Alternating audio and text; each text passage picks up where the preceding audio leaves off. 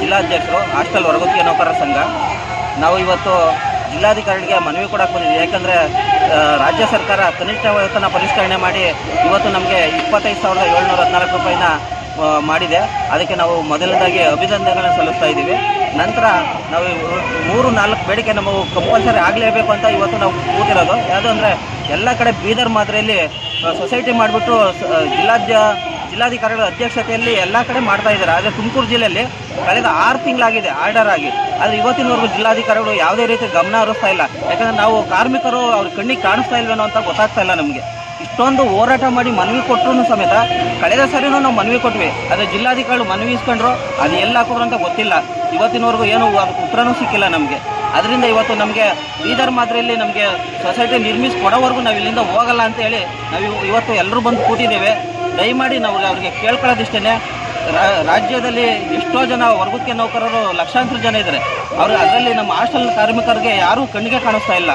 ಬೇರೆ ಪುರಸಭೆಯಲ್ಲಾಗಿರ್ಬೋದು ಪ್ರತಿಯೊಬ್ಬರೂ ಕಾಯಂ ಮಾಡ್ತಾ ಇದ್ದಾರೆ. ಆದರೆ ನಮಗೆ ಹಾಸ್ಟೆಲ್ನಲ್ಲಿ ದಿನದ 24 ಗಂಟೆಯಲ್ಲಿ ಕನಿಷ್ಠ ಅಂದ್ರೂ 14 ಗಂಟೆ ಕೆಲಸ ಮಾಡ್ತಾ ಇದ್ದಾರೆ. ಇಷ್ಟು ಕೆಲಸ ಮಾಡೋರು ಯಾರಿಗೂ ಕಾಣಿಸ್ತಾ ಇಲ್ಲ. ಅವ್ರಿಗೆ ದಯಮಾಡಿ ನಮಗೆ ಕನಿಷ್ಠ ವೇತನ 35,000 ಕೊಡಬೇಕು, ಮತ್ತು ನಿವೃತ್ತಿವರೆಗೆ ಸೇವಾ ಭದ್ರತೆ ಕೊಡಬೇಕು, ಕಾಯಂ ಮಾಡಬೇಕು ಅಂತ ನಾವು ಇವತ್ತು ಎಲ್ಲರ ಪರವಾಗಿ ನಾವು ಕೇಳ್ತಾ ಇದ್ದೀವಿ. ದಯಮಾಡಿ ಅದಕ್ಕಿಂತ ಮುಂಚೆ ನಮಗೆ ಬೀದರ್ ಮಾದರಿಯಲ್ಲಿ ಇವತ್ತು ಮಾಡೇ ಕೊಡಬೇಕು ಅಂತ ನಾವು ಜಿಲ್ಲಾಧಿಕಾರಿಗೆ ಪಟ್ಟಿಡಿಬೇಕು ಅಂತ ನಾವು ಇಲ್ಲೆಲ್ಲರೂ ಬಂದು ಕೂತಿದ್ದೀವಿ.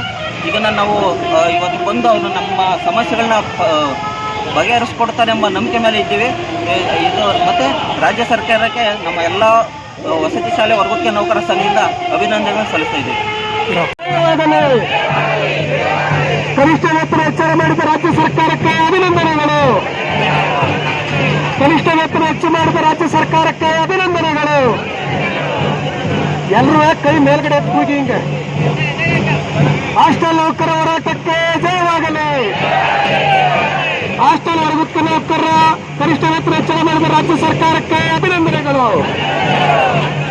ಹಾಸ್ಟೆಲ್ ನೌಕರ ಹೋರಾಟಕ್ಕೆ ಜಯವಾಗಲಿ.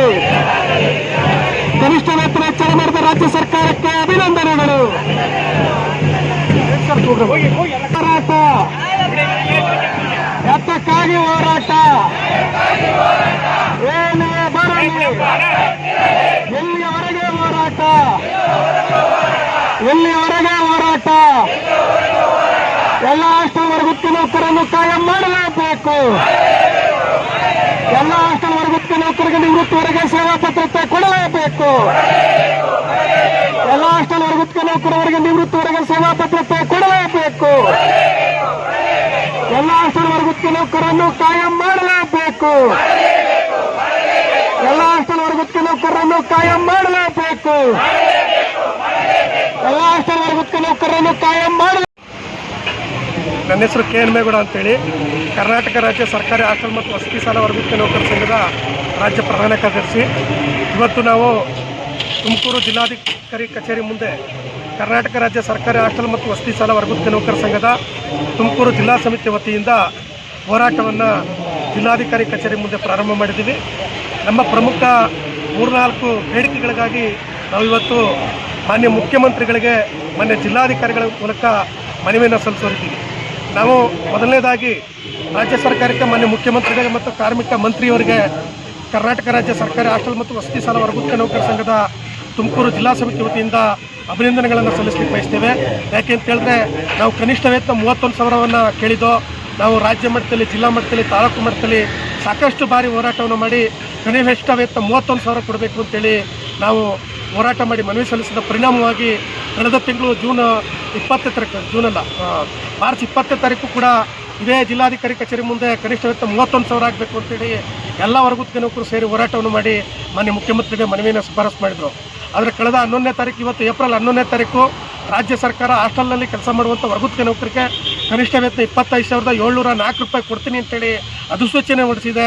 ಹಾಗಾಗಿ ಮತ್ತೊಮ್ಮೆ ನಾನು ರಾಜ್ಯ ಸರ್ಕಾರಕ್ಕೆ, ಮಾನ್ಯ ಮುಖ್ಯಮಂತ್ರಿಗಳಿಗೆ, ಕಾರ್ಮಿಕ ಮಂತ್ರಿಯವರಿಗೆ ಮತ್ತು ಕಾರ್ಮಿಕ ಇಲಾಖೆ ಅಧಿಕಾರಿಗಳಿಗೆ, ಸಮಾಜ ಕಲ್ಯಾಣ ಇಲಾಖೆ ಅಧಿಕಾರಿಗಳು, BCM ಇಲಾಖೆ ಅಧಿಕಾರಿಗಳು, ಅಲ್ಪಸಂಖ್ಯಾತರ ಕಲ್ಯಾಣ ಅಧಿಕಾರಿಗಳು ಎಲ್ಲರಿಗೂ ಕೂಡ ಮತ್ತೊಮ್ಮೆ ಜಿಲ್ಲಾ ಸಮಿತಿ ಪರವಾಗಿ ನಾನು ಅಭಿನಂದನೆಗಳು ಸಲ್ಲಿಸ್ತೇನೆ.